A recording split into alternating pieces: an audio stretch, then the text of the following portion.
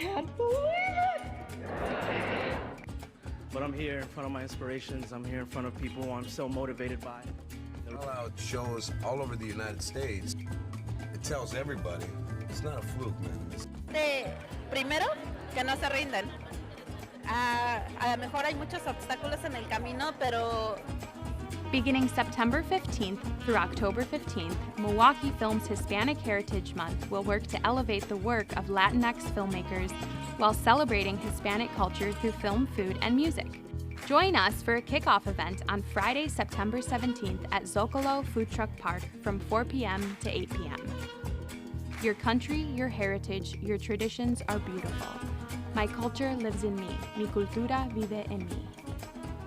More information available at mkefilm.org/HHM. Good afternoon, everyone. Welcome. My name is Ernie Quiroz. I am the Cine Sin Fronteras programmer with Milwaukee Film. So glad to welcome you to this live stream event. Welcome you watching live and people in the future watching this recorded program. For people that don't know, Milwaukee Film is doing a slate of programming for Hispanic Heritage Month. We've done some wonderful live programming already, and we have some live programming for the remainder of the month. Hispanic Heritage Month runs from September 15th through about October 15th. So we still have, as of this recording, we still have a couple more live events. So go to mkefilm.org for the rest of those live events. The virtual events, we have about 10 virtual films that, if for whatever reason you can't make it down to the theater, you can watch them at home on your own time, sort of on your own schedule. And sort of the whole idea behind the programming is that every week we sort of feature a different theme or different topic. So this week we are looking at the ideas of Afro-Latinx, or sort of the ideas of Latinidad and what it means, and sort of like all the different layers to that, and sort of how the Afro-Latin identity or the Afro-Latin portion of the larger Latinidad idea sort of gets ignored and sort of gets treated almost like as a second-class citizenship. So we've had some wonderful films that deal with that, a documentary and a narrative film that sort of deal with those topics. And we have some filmmakers of those films that will be joining us, as well as some other people, some other panelists to add different perspectives to that. So I want to go ahead and bring out, before that, before we bring out the panelists, bring out our moderator for this panel, and that's going to be Francesca Mayca Wegner of HPGM, that's Hispanic Professionals Greater Milwaukee. She is the executive director. She is the newest executive director of that organization, which is the oldest nonprofit organization in Greater Milwaukee, and their mission is to connect and unite Hispanic and Latino professionals and students, connect them to meaningful career opportunities and to remove barriers to education. She joined HPGM in April of 2021, and after serving as Senior Director of Development and Communications for Sojourner Family Peace Center. Prior to her work at Sojourner, she worked in various roles at Marquette University's Advanced Placement Department after starting her own career in sales with the Milwaukee Bucks. She brings extensive experience building and sustaining strategic relationships with various stakeholders on behalf of nonprofit, higher education, and corporate organizations. Throughout her career, she has championed the intentional creation of spaces where others can bring their whole selves to their work and feel valued. And we are so honored and pleased that she could be the moderator of this panel. Francesca, welcome. Thank you so much, Ernie, and the whole Milwaukee Film crew, no pun intended, for inviting me to participate today. I was just gonna say I'm gonna sort of dip out and sort of let you take over and introduce our panelists and get started on this conversation. Thank you again. Perfect. Thanks, Ernie. And I think with that, we should see our panelists popping into the conversation. There they are. We may have one more joining us later, but for now, really excited to welcome these two amazing people to the conversation.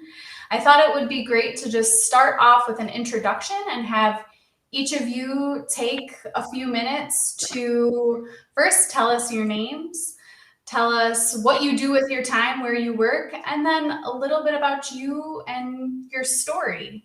So, Marcelia, why don't we start with you? I see you in the upper right-hand corner, and say hello to the group. Hi, hello group. First of all, thank you, Francesca. Thank you, Milwaukee Film, for this opportunity. My name is Marcelia Nicholson. I am the current chairwoman of the Milwaukee County Board of Supervisors and county supervisor for the 5th District. For those who don't know what a county supervisor does, we are county government. We're the administrative arm of the state. We really are responsible for the everyday quality of life, things that you depend on, public transportation, social and public services, your cultural institutions, and the gyms like our parks that we love and visit every day. So where to start? I am Milwaukee born and raised. I'm a Milwaukee girl through and through. I actually grew up in the 53206 zip code, which is the poorest zip code in the state, and arguably the nation. I am the product of a father from Alabama, from a small town in Alabama. And my mother is a Boricua. She is from Puerto Rico and came with her family, my grandmother, in her early teens to Wisconsin. So I'm just honored to be here and talk about this issue as an Afro-Latina, as a self-identified, newly identified Afro-Latina. And just the story, I guess. I mean, we grew up very poor, but you know, my parents were married, and they taught me the value of a hard work ethic, of the value of education, and they really poured into me the idea that everyone matters, that it doesn't matter where you come from or what you look like. My mom's experience is more unique than mine. She is morena, and so she grew up pretty much feeling not a part of the Latin community. And so when she met my father, it was not well received. In fact, I did not meet my grandmother, my abuela, until later in life. And I carry some of those wounds that my mom carried. And so for me, this is cleansing, and also an opportunity to just tap into who I am as a person. So thank you so much for the opportunity to be here, and I look forward to the conversation. Thank you so much, Marcelia. And I'm really glad you talked a little bit about your identity in your introduction, because I think we're going to get into that topic a lot today. And I know that that can often be a struggle for so many Latinas and Latinos, no matter what how you identify, just because we are such a diverse people, and there really is no one word to describe who we are in the different cultures and identities. So thank you so much, and I look forward to digging into that more. The next panelist that I would love if she could introduce herself is the director of the film Negra, Medhin Tewolde. She's joining us from Mexico right now. So if you could tell us a little bit about yourself, your story, we would be grateful. Hello, everyone. Thank you for me. My name is Medhin Tewolde. I am Afro-Mexican. I am a filmmaker in Southern Mexico, in Chiapas. I am a filmmaker of Afro-themed films because in Mexico, the Afro-Mexican community has been ignored for so many times, during Mexico's history, basically, and the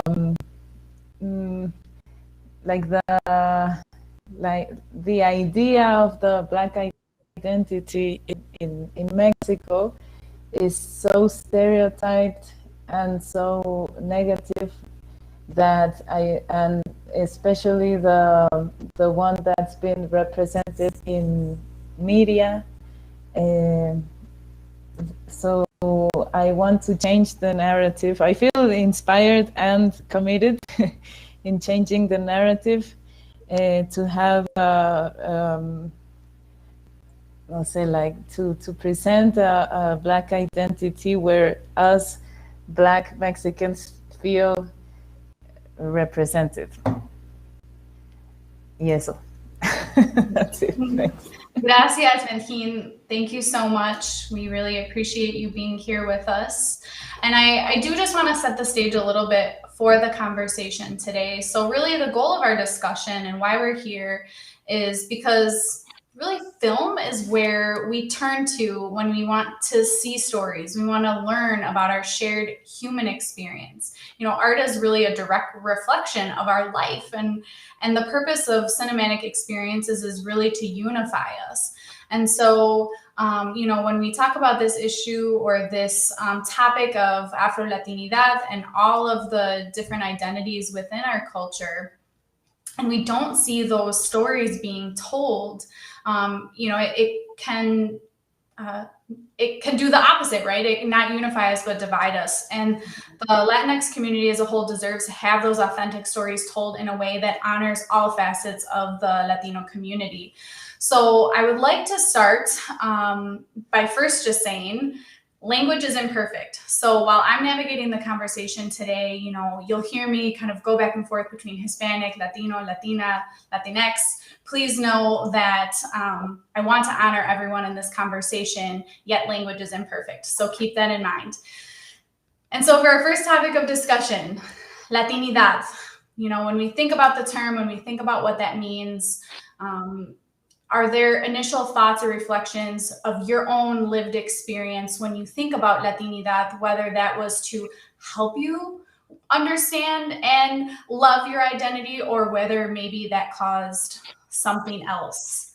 Can we start with you, Marcelia, when you think about the term? Yeah, and thank you for this question. And I saw this question, I struggled with how to answer it, because for me it's really hard to say, because my identity is something I've always struggled with. So I was, as I mentioned, I grew up in 53206. I was socialized in a Black community in a very segregated city. So Milwaukee is the most diverse. It's the largest county in the state of Wisconsin, but it's very segregated. So our Black people live very apart from our Latino. We know our Black side is the north side. We know our Latino side is the south side. Despite growing up in 53206, I never felt Black enough, right? I always got teased, I always got made fun of, you know, for the way I talked, the accent I had, you know, even my hair wasn't the same. It was a little bit longer. I got called the white girl of the family. But then when I went to visit my cousins on the south side, I never felt Latina enough. I couldn't speak Spanish. My mom rejected her language because of how she was treated, and so she didn't teach her children the language. And she was called the N-word growing up because she was dark-skinned. And so that left a lot of gaps in my understanding. And quite honestly, I never felt that I could identify as Latina. And that's where the confusion set in. And to be honest, Francesca, even when I got asked to sit on this panel, I went and Google, am I Latina? Well, people get upset if they see me on this stage. Am I taking the place of like a real Afro-Latina? And those are the sorts of struggles that people like me, someone who is not from a Latin country, who grew up in the United States with a history of enslavement, and obviously other challenges that create a crisis in identity, and to have this on top of it can be very much a struggle. And that's why I'm just really excited for this conversation, because I think there are a lot of folks out there just like me who are on the other side of the screen wondering, you know, am I a part of this conversation? And I'm glad to be a part. And I like to say that yes, we are. Absolutely. And I think that what you just said is really important. There are so many people who share in that identity crisis. I can personally identify, you know, my biological father is American, he's white, and my mom is Peruana. She immigrated here before I was born.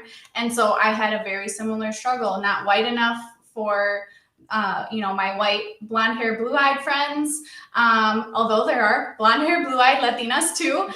But then, you know, I wasn't like my cousins, right, where I was 100% Peruana. So I definitely think that the more we can talk about this and we can share our stories, the more it really will unify us, and we can find our own identity, whether that is as a Latina or not, right? However you identify. Like more and more now, I don't know how Medhin or Marcelia you feel, but I like to focus on the nuance, right? So I'm Peruana. Sometimes those other labels or names don't necessarily, I don't feel like I identify with them as much. Medhin, I would love to dig into more. You talked a little bit about why you make films on this topic. Can you share some more background on your film Negra and what inspired you or compelled you to tell this particular story? So I'm glad we changed the question, because I was having trouble thinking about an answer for your first question. Just to say that I live in Chiapas in Mexico, and I think I was just thinking that I don't know if I ever introduced myself as a Latina person or a Latina woman. So I was thinking about why. But anyway, Negra is a film that I made because in Mexico, the film industry is very centralized to central Mexico and to people who can afford to study film. So if you're not in central Mexico and you didn't study film, it's difficult to make films in Mexico. So I was lucky because I could study film, but I live in the South, so I struggled to make films. Mm-hmm. And since the beginning, I had this. I don't know if I had this bad first experiences in the film industry. I worked in a few films where I didn't like how they were made, because I felt like, and it's something that I also see in filmmaking still, that especially in documentary filmmaking, people tell how easily people tell the story of someone else, and how many times that could be dangerous. Yeah, because it's your idea of how another person or another community is. So that's why since the beginning I didn't, when I discovered this dynamic in filmmaking, in documentary film, I stepped back. I didn't like it, and I dedicated myself to other things. And until Negra came along, there was a time when I felt I wanted to come back to filmmaking, but I knew that I would only make a film about something, a topic or a subject that I felt comfortable sharing, because I was part of it. So that's why that's how I convinced myself to make Negra. Negra is a fix about racism, and particularly racism against Black women in Mexico. I am a Black woman in Mexico, so that was something I felt I could say something, So that's more or less. Yeah, absolutely. I listened to. Oh, sorry, was someone else talking? No, I was listening to a podcast recently, and this phrase, "nothing about us without us," came up. And I've said this before, but I think it's so powerful, and it speaks to your point, Medhin. How are we telling stories? Who is telling those stories? Do they have the lived experience to tell it in a way that's real and honest, and in a way that is really reflective of the heart of the story? So thank you so much for sharing that. I want to go back to something that you said when you talked about why it's so important to tell these stories. You said that in Mexico, they're just not, the representation or the treatment of Black Mexicans is different. And it's so interesting because I was doing some pre-reading for the panel, and 1 in 4 Latinos identifies as Afro-Latino. Can you believe that? 1 in 4 across the world. Yet we're sitting here saying the stories aren't being told, we're not being represented. So Medhin, as you're kind of getting back into this over the last 5 years and wanting to tell these stories, why or how have you approached it in the way that you have through documentary filmmaking? And what do you hope people that watch Negra can take away into their own lives? I'm sorry, mi internet un poco mal. ¿Me puedes repetir la pregunta? Sí, sí. No, solo que cuando querías crear Negra, ahora me estoy olvidando del español también. Why did you create the film? Like, why did you choose the format that you did for the film to tell that story? And what do you hope people will take away when they see the film? Okay. So I knew I wanted to speak about racism in Mexico. It's very common that you hear that Mexico has ¿cómo se diría en inglés? Si me ayudas. México se reconoce como un país clasista. Yeah, so Mexico is very classist. We have no problem recognizing ourselves like that, which is terrible. But Mexico doesn't recognize himself or itself as a racist country.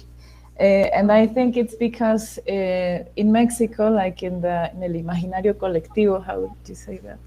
Bueno, in Mexico, when you think about racism, a common Mexican thinks that racism is something that happens somewhere else, or that it happened in another time, no? In apartheid in South Africa, or during the Spanish colonization in the 14th century, no sé, but they don't recognize it as something that's happening now and here and now.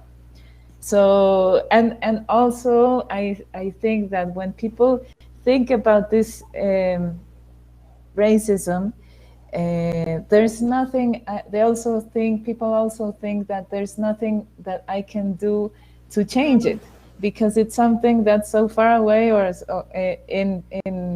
that's so distant, no?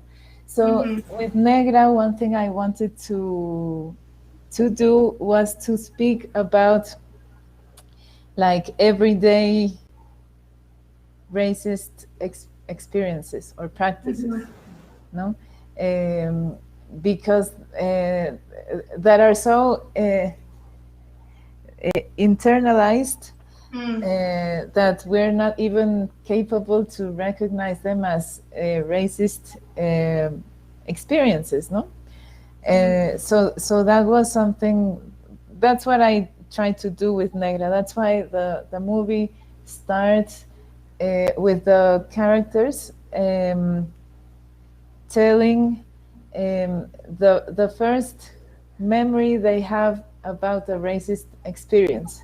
And they all coincide,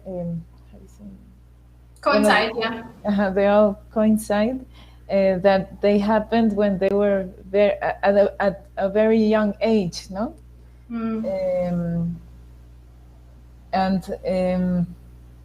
So basically, even if they are racist experiences, I was hoping that the spectator could relate to this experience, because at the end it's a una experiencia discriminatoria. Yeah, it's a discriminatory experience. Exactly, a discriminatory experience, and I think most people have been through a discriminatory experience, and maybe that was an opportunity to understand racism for that moment, no? Yeah, it's difficult absolutely. for me to speak in English. No. Okay. Your English is good, Medhin. It's really good. Yeah. No, and I think the emotion and the sentiment behind what you're trying to express, I think when we talk about unifying experiences, we've all felt what that feels like, right? And I think a lot of us from a young age, those things stick with you, you know, for a long time. And so, Marcelia, this question is for you, kind of going off of what Medhin was just saying about how that shapes your worldview and your life experience, how you engage or interact with other people as a result of those experiences. And you, like you said at the beginning of the conversation, in your day job, in your role, right, you have a lot to do with how people in Greater Milwaukee experience life. So when you think about the role of the Latino community in Milwaukee, how does recognizing that role and, you know, how we work with the other diverse communities in Milwaukee, how does that recognition really work to build a better place to live, work, and play as you think about all the intersectionality between the communities? Right.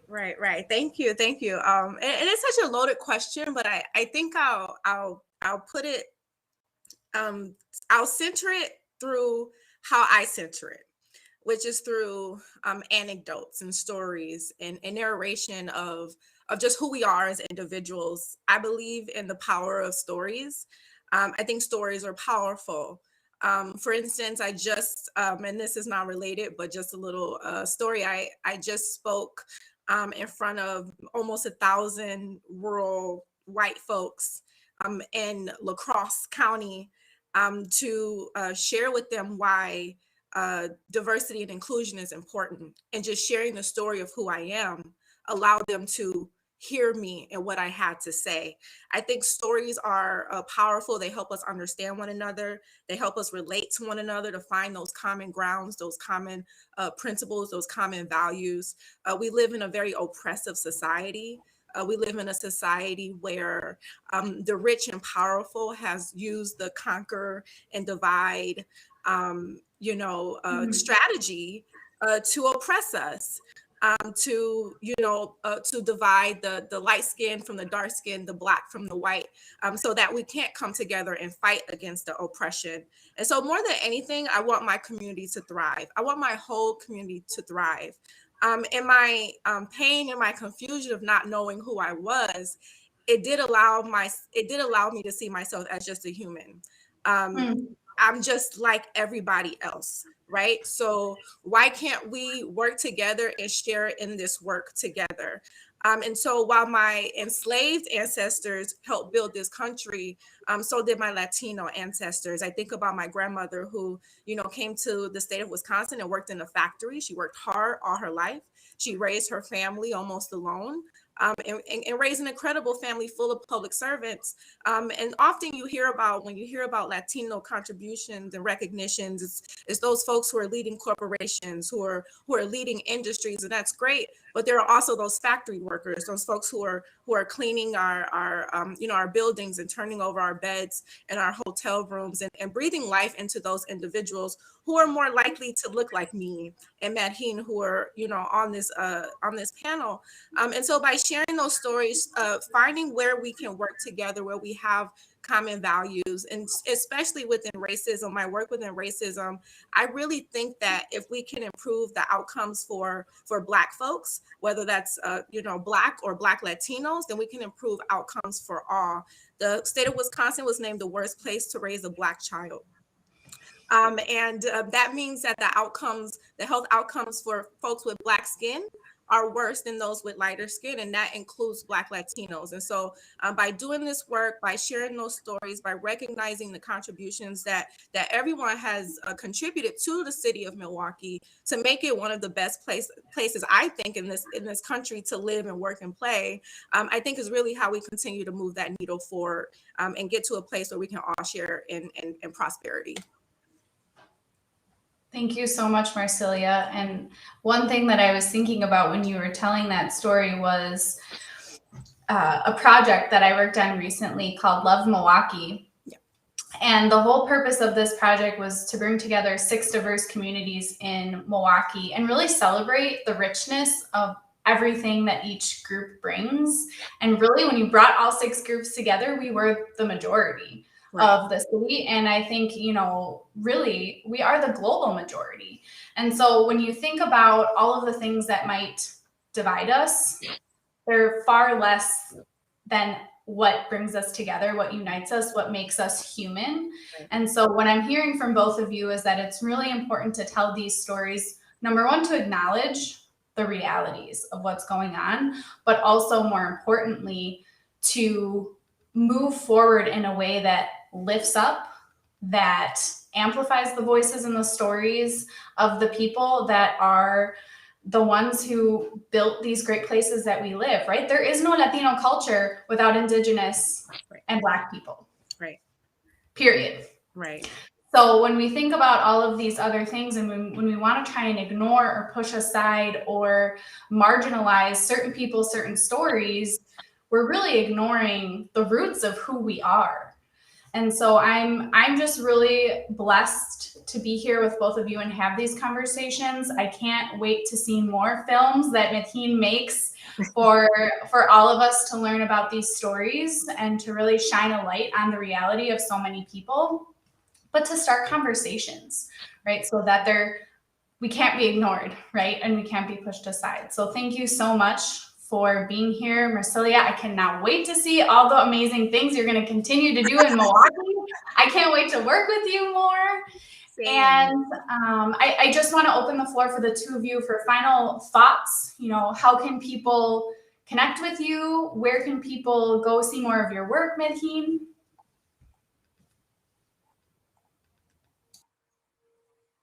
Okay, no, pues thank you very much. Muchísimas gracias por invitarme.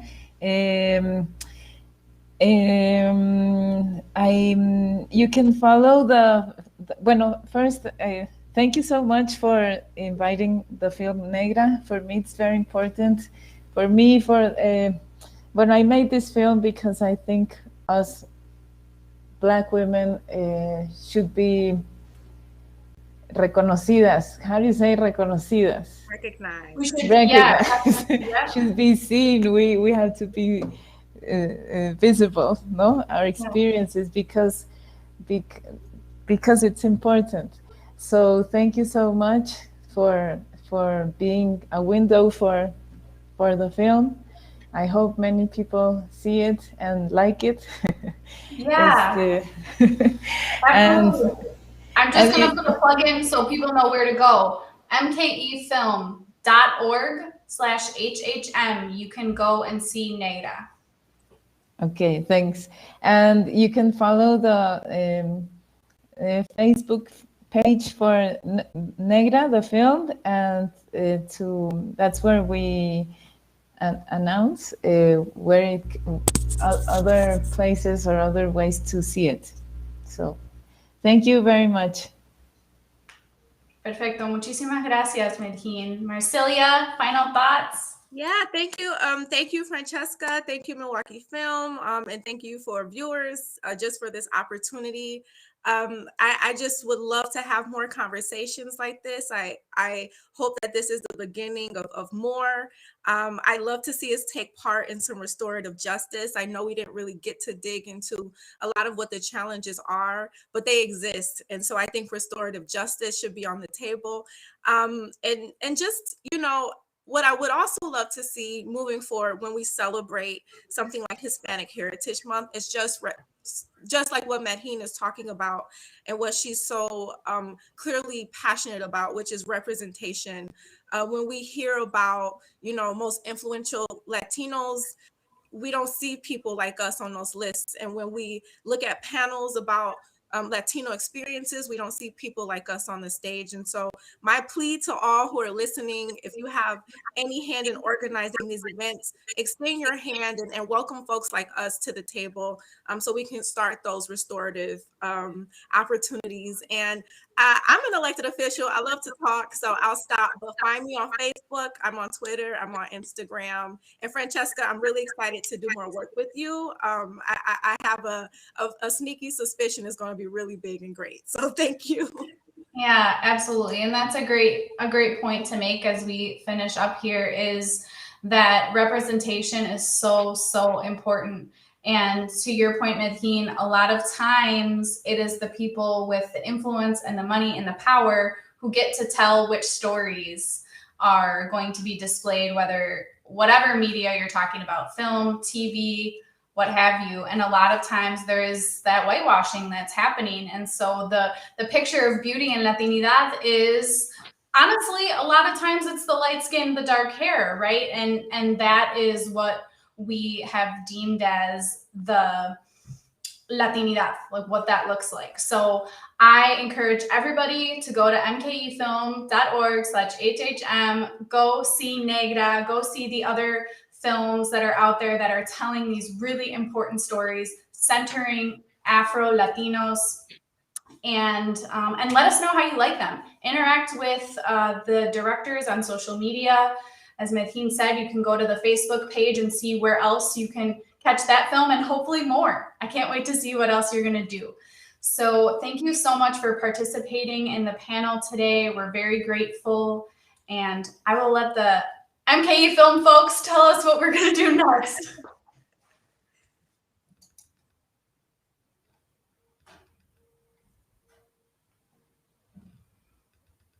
Okay, because I could just end. Okay, thank you, everyone. Take care.